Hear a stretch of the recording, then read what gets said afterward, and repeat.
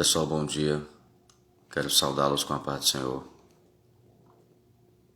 e chamar você para uma reflexão dessa manhã. Quero meditar com você a partir de Romanos, capítulo 3, e o versículo 23. E após a citação do texto, eu quero encerrar com uma ilustração que muito provavelmente você já tem até ouvido, se não vejamos. O texto de Romanos, muito conhecido a propósito, onde o apóstolo Paulo disse que todos, deixa eu analisar com você aqui, porque todos, deixa eu olhar, todos pecaram e estão separados da glória de Deus. Exatamente isso. Todos pecaram e estão separados da presença gloriosa de Deus, afastados de Deus. Percebe comigo, a humanidade num todo e nas suas condições normais está separada de Deus, afastada do Senhor.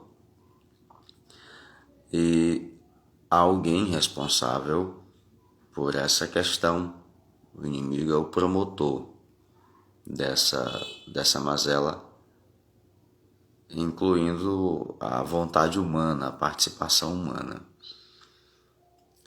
E o que acontece com respeito a estar afastado de Deus é que o ser humano corre o risco gravíssimo de morrer longe de Deus.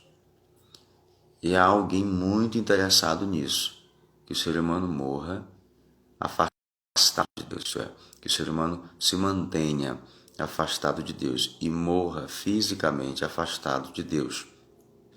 Porque se morrer fisicamente afastado de Deus, naturalmente a vida espiritual também está afastada do Senhor e a vida eterna inteira será distante de Deus.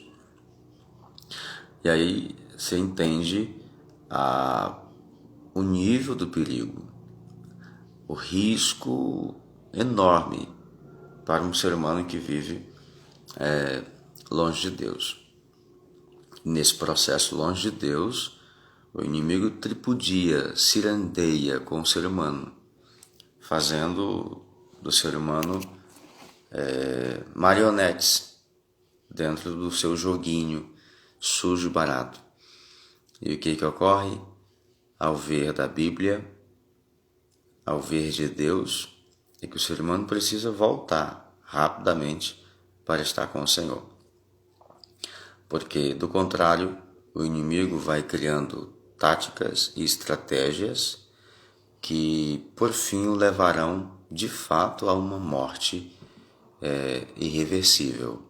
Por enquanto, a morte espiritual ela é reversível. Se o ser humano se voltar para Deus, Deus o torna a viver. Deus deixa-o viver, isto é, Deus o aceita em sua presença. Se, do contrário, esta busca pelo Senhor não ocorrer, fica claro que a vida eterna é dispensada, é tirada e ele não a desfrutará. Mas eu quero que você preste atenção comigo numa tática dos esquimós. Os esquimós eles têm um inimigo em comum, que é o lobo. Porque o lobo costuma atacar os cães dos esquimós, além de outros males que os lobos costumam fazer. E os esquimós desenvolveram uma tática interessante de caçar lobo, de dar um fim no lobo. Como é que o esquimó faz? Ele pega uma faca bem afiada, dos dois gumes, bem afiadinha, e embebe essa faca em sangue de animal, em sangue de qualquer caça. E ele põe essa faca de uma forma que o sangue fique envolto dela. E como os esquimós vivem num local onde é extremamente gelado, frio, o sangue congela. E o esquimó faz isso até que fique uma espessa camada de gelo, sangue, envolto da lâmina da faca. E aí ele pega essa faca, põe a uma certa distância, encrava ela no gelo e deixa lá.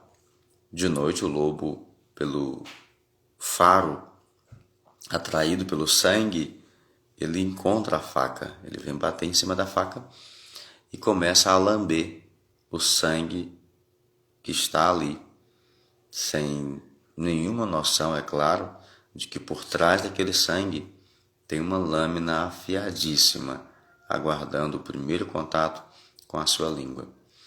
E o lobo vai lambendo,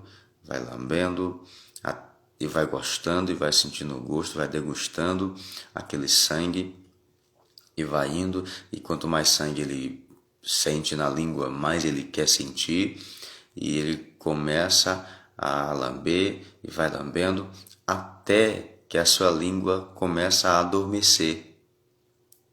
Vai adormecendo ao ponto de que quando a língua dele tem contato com a lâmina, ele não sente quando é feito o corte. E aí ele começou lambendo, degustando um sangue de uma caça, de um animal outro, mas ele termina comendo seu próprio sangue, sem saber que é, porque está dormente a língua, ele não sentiu quando cortou, de modo que o lobo morre por uma hemorragia, porque ele não tem ciência do que está acontecendo, da armadilha, da artimanha que foi tramada para dar fim à vida dele. E o que eu quero dizer para você nessa hora? É que assim como o esquimó, ele faz essa tática para acabar com o lobo, da mesma maneira, é surreal como o inimigo tem essa mesma tática de camuflar alguns prazeres que por trás tem problemas gravíssimos, tem situações que são matadoras. E o homem e a mulher entra nessa artimanha que o inimigo orquestrou, achando que está tudo bem, achando que vai ficar tudo legal, e sem ter noção de que ao final disso vai lhe restar uma morte, um desastre bem pior. O que acontece com o lobo ao lamber o sangue na faca é que adormeceu e ele não sentiu quando cortou a própria carne. E o ser humano no pecado, ele entra no pecado, ele começa a prática do pecado, que no começo é muito prazerosa, no começo é elétrico, no começo dá uma adrenalina louca. E ele vai entrando e vai se satisfazendo, vai se realizando ao ver dele, a ponto de que a consciência adormece. Ela fica numa situação que a reação dela ao pecado fica quase que zerada. O coração endurece e ele não sente, ou ela não sente, quando o pecado que hoje é gostoso para ela, para ele, vai matá-lo logo depois. Então é uma questão que o inimigo organiza direitinho para o pecador não ter uma reação repulsiva, mas ter uma reação atrativa. Eu quero dizer para você, com essa pequena reflexão, pegando as palavras de Paulo aos Romanos, dizendo que todos pecaram e estão afastados da glória de Deus, da presença de Deus. E esse afastado da presença de Deus é extremamente perigoso para a sua vida, porque o inimigo, nesse circuito de afastamento de Deus, ele promove, ele orquestra armadilhas que a única intenção e finalidade é dar fim na sua vida. Eu espero ter cooperado com você, eu espero ter cooperado com a sua vida e reitero, tenha muito cuidado, não se afaste da presença de Deus e não confie em nenhuma proposta, em nenhum deleite, em nenhum prazer que o inimigo ofereça a você. Ao final de tudo isso, a intenção é só te matar. Que Deus te abençoe, que Jesus Cristo te guarde, te salve e você procure Deus enquanto é tempo.